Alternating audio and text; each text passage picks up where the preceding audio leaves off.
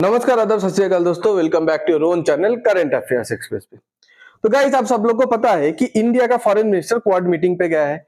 अभी quad meeting क्या है, क्वाड कंट्री क्या है, उसके बारे में हम लोग डिस्कस करेंगे। देखिए, क्वाड का जो मेन मीटिंग होने वाला है तो वो इंडिया पे होने वाला है। तो मेन मीटिंग से पहले जो क्वाड का कंट्रीज है उसका फॉरेन मिनिस्टर का मीटिंग हुआ। जिधर जयशंकर, मतलब वो मीटिंग कहाँ हुआ, वॉशिंगटन पे हुआ। तो जयशंकर जी वॉशिंगटन पे गए थे 30 जुलाई को, और कल जाके वो मीटिंग पूरा खत्म हुआ 2 जुलाई। तो पूरा जितना भी अपडेट आया है वो मीटिंग से, तो हम लोग वो अपडेट के बारे में बात करेंगे। ओके, देखिए, पहले बात जान लेते हैं कि क्वाड क्या है। क्वाड एक 4 कंट्री का ग्रुप है। जो 4 कंट्री पर आप देख सकते हैं, यूएसए, ऑस्ट्रेलिया है, जापान है, इंडिया है। अब ये जो 4 कंट्री है, ये जो भी मतलब एरिया को मतलब टारगेट कर रहा है, मतलब ऑफिशियली तो नहीं, इसका जो भी एरिया टारगेट करता है उसमें एक पोर्शन है पैसिफिक ओशन, जिसमें कोई लैंड वगैरह कुछ नहीं है, ये आपका पैसिफिक ओशन। बाकी आप अगर देखेंगे, जो इसका जो दूसरा पोर्शन है, वो दूसरा पोर्शन पे ये पोर्शन है, ये साउथ चाइना सी। साउथ चाइना सी बहुत इंपॉर्टेंट हो जाता है, क्योंकि ये सी को चाइना खुद का सी क्लेम करता है। जैसे मान लीजिए इंडिया का लुट के बोला कि इंडियन ओशन का नाम इंडिया, मतलब ये ओशन का नाम इंडियन ओशन है, इसलिए ये ओशन पूरा इंडिया का है। ऐसा तो हो नहीं सकता। साउथ चाइना सी पे बाकी कंट्री है, लाइक मलेशिया है, लाइक आपका सिंगापुर है, लाइक आपका इंडोनेशिया है, ताइवान है। तो ये सब कंट्री को चाइना बहुत परेशान करता है। तो ये क्वाड का मेन मतलब मकसद है कि वो रीजन को सिक्योर करना, साउथ चाइना सी को।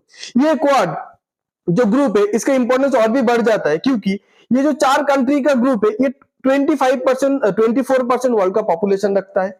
35% वर्ल्ड का जीडीपी इन लोग के पास है, और जितना ट्रेड होता है उसका 18% ग्लोबल ट्रेड ये क्वाड कंट्री के बीच होता है। ओके, अभी जब जयशंकर जी यूएसए पे गया, तो आपको पता है मतलब कहीं पे भी जाए इंडिया का कोई मिनिस्टर, हर एक रिपोर्टर एक ही क्वेश्चन पूछता है। ठीक है, ऑपरेशन सिंदूर के बारे में बोला, जो डोनाल्ड ट्रंप ने जो बताया था कि मैंने सीज फायर कराया, तो वो उसमें कितना सच्चाई है।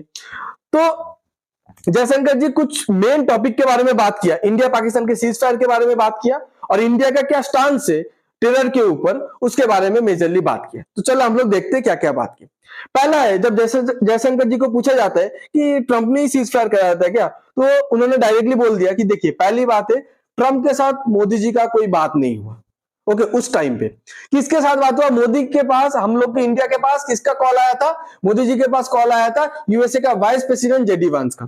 तो जो भी बात हुआ, जेडी वांस और इंडियन प्राइम मिनिस्टर के साथ बात हुआ।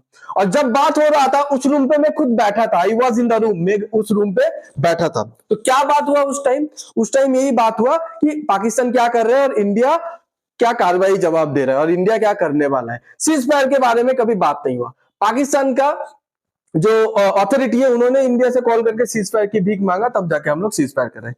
ये बात क्लियर कर देते हैं। उसके बाद मीडिया के सामने जब प्रेस ब्रीफिंग पे आता है, चारों कंट्री का आपका फॉरेन मिनिस्टर, ये यूएसए का सेक्रेटरी ऑफ स्टेट, ओके, आपका है मतलब यूएसए का फॉरेन मिनिस्टर, ये जापान का है, ऑस्ट्रेलिया का है, इंडिया का है। तो यूएसए का जो सेक्रेटरी ऑफ स्टेट है, वो थोड़ा माहौल को लाइट करने की, मतलब लाइटर बनाने की कोशिश किया, थोड़ा मजाक मस्ती किया क्वाड मीटिंग पे। तो अब देखिए ये clip.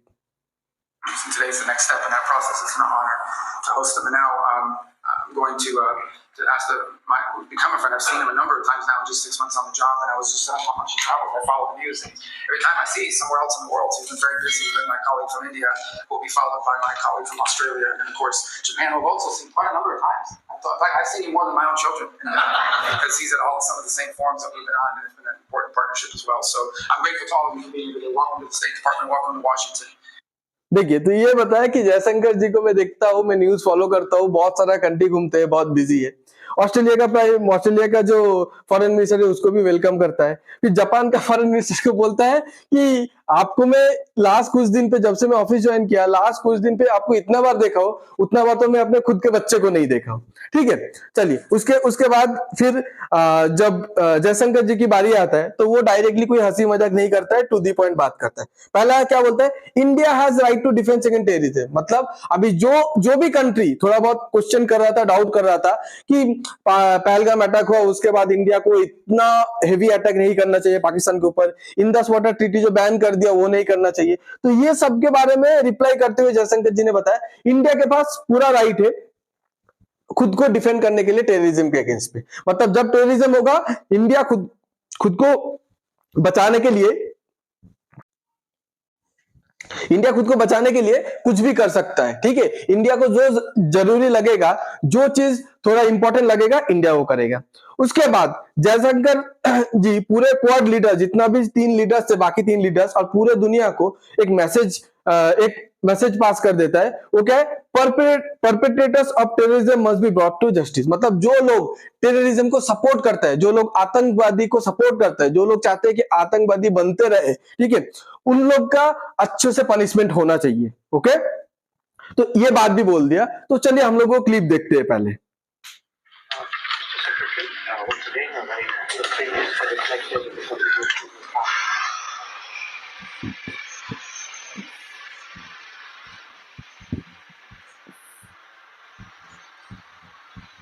Victims and perpetrators must never be acquitted. And India has every right to defend its people against terrorism.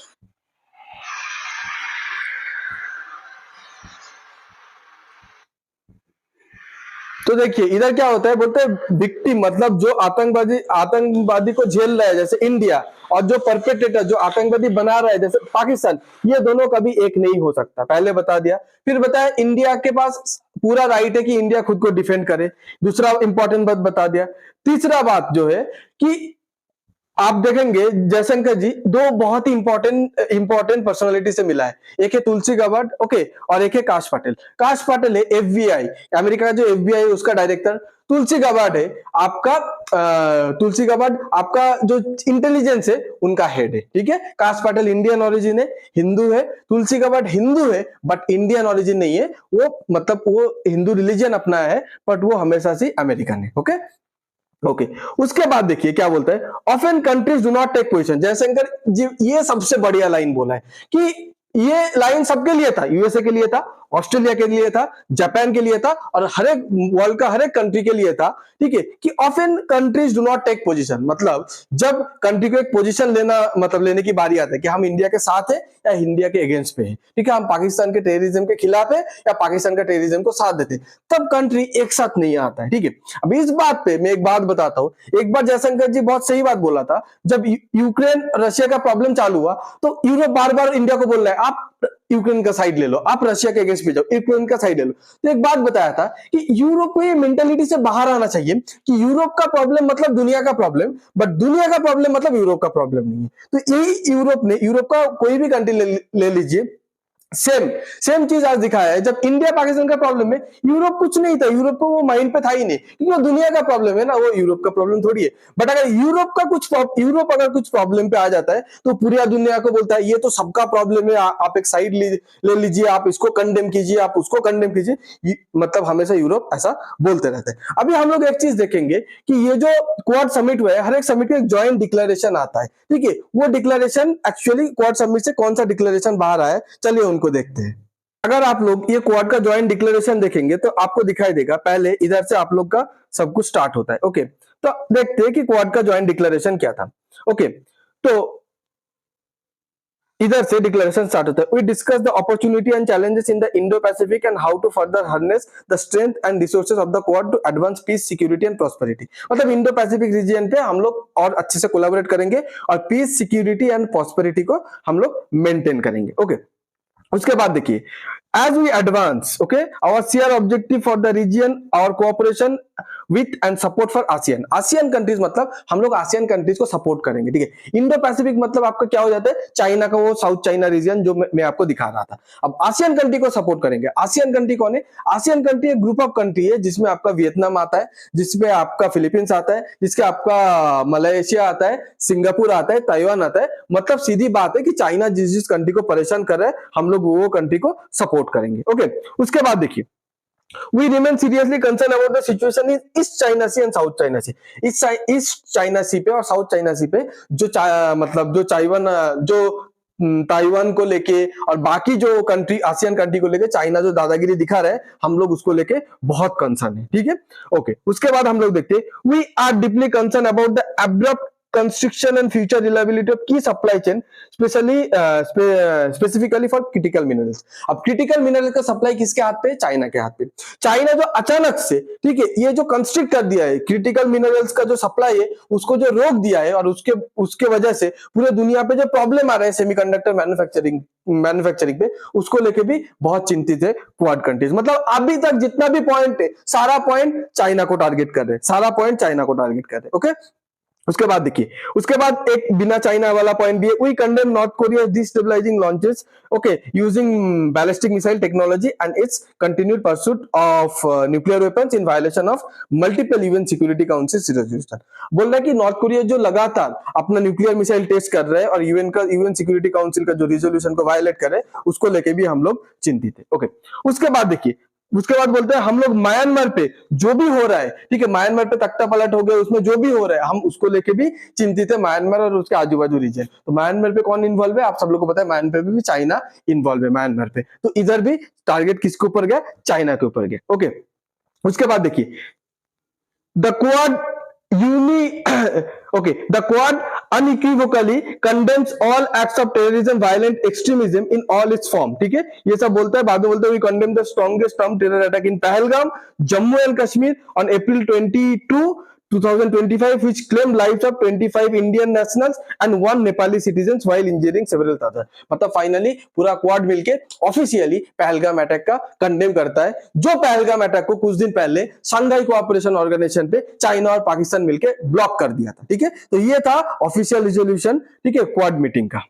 तो यही आपका एससीओ डिक्लेरेशन। ये देखिए, हर एक मीटिंग पे एक ज्वाइंट डिक्लेरेशन आता है, ठीक है, पर एससीओ मीटिंग पे कुछ दिन पहले बताया था ऐसा ही एक ज्वाइंट डिक्लेरेशन नहीं आ पाया था, क्योंकि ज्वाइंट डिक्लेरेशन आने का एक रूल होता है, हर एक कंट्री को राजी होना पड़ेगा, साइन करना पड़ेगा। तो एससीओ मीटिंग के टाइम राजनाथ सिंह ने बोल दिया था हम लोग ज्वाइंट डिक्लेरेशन पे साइन नहीं करेंगे, क्योंकि इसमें पहलगाम अटैक मेंशन नहीं है, जो चाइना और पाकिस्तान का एक चाल था। ठीक है, तो एससीओ पे कोई ज्वाइंट डिक्लेरेशन फाइनली आ नहीं पाया।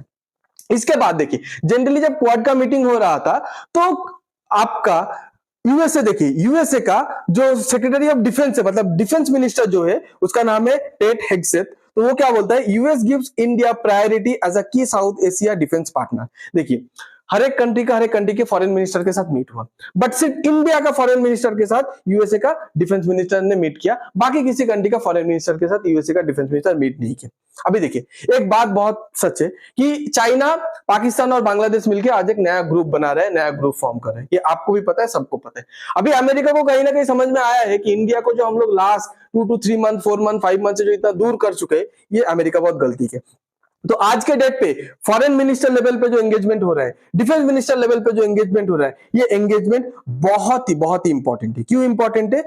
मतलब 2025 पे ही जो क्वाड का जो फाइनल सबमिट होगा, मतलब जिधर फॉरेन मिनिस्टर, डिफेंस मिनिस्टर नहीं, literally head of the state, मतलब प्रेसिडेंट, प्राइम मिनिस्टर, इन सब लोग मीट करेंगे। तो उसके लिए पहले से बेस बनाया जा रहा है, फॉरेन मिनिस्टर, डिफेंस मिनिस्टर, ये सब लेवल पे कोलैबोरेशन हो रहा है। फिर फाइनली ट्रम्प और मोदी मिलेगा, और उसमें मुझे लगता है 100% मैं श्योर हूं कि इंडिया यूएसए का रिलेशन फिर से ट्रैक पे आएगा, और बहुत सारा उस टाइम पे डेवलपमेंट होगा। और ये जो समिट है 2025 क्वाड समिट, जिसमें हेड ऑफ द स्टेट आएगा, ये इंडिया होस्ट करने वाला है। ओके, उसके बाद और एक बात देखिए कि इंडिया का जो नेवी चीफ है वो क्या बोला है, वो पहले से हमेशा बोलता है कि क्वाड सिक्योरिटी के ऊपर फोकस करता है, क्वाड कोई डिफेंस एंगल नहीं है, क्योंकि कहीं ना कहीं इंडिया क्वाड के थ्रू मतलब रशिया और चाइना को नाराज नहीं करना चाहता था at any cost. Okay, but अभी चाइना इतना प्रोवोक किया इंडिया को, इतना पाकिस्तान के साथ दिया है, तो फाइनली ये पहली बार क्वाड के हिस्ट्री पे पहली बार क्या हुआ, देखिए, Quad launches first ever coast guard observer mission for Indo Pacific. मतलब इंडो पैसिफिक पे चारों क्वाड कंट्री का कोस्ट गार्ड एक साथ मिलके काम करेगा। ओके, अब कोस्ट गार्ड क्या होता है? कोस्ट गार्ड होता है नेवी के थोड़ा नीचे आता है, बट ये मिलिट्री कोऑपरेशन है। तो क्वाड पे पहली बार आज कोस्ट गार्ड का मिलिट्री कोऑपरेशन हो रहा है, कल नेवी का होगा, फिर एयरफोर्स का होगा, फिर लैंड आर्मी का होगा। पूरा मिलिट्री एंगल भी क्वाड पे कभी ना कभी आ जाएगा, और ये सब चाइना को एक जवाब है कि तुम पाकिस्तान के साथ दोगे मिलिटरीली, इंडिया को परेशान करने की कोशिश करोगे, तो इंडिया को भी पता है कि कौन सा ग्रुप को यूज करके, कौन सा ग्रुप को हथियार बना के, ठीक है, तुम्हें कंटेन करना है, तुम्हें परेशान करना है। आपको अगर ये वीडियो अच्छा लगता है तो please like, share and subscribe. Comment पे दूसरे टॉपिक पे वीडियो आपको चाहिए या कुछ सजेशन है तो प्लीज आप लोग दे सकते हैं। Thanks for being here, your time really matters. God bless you.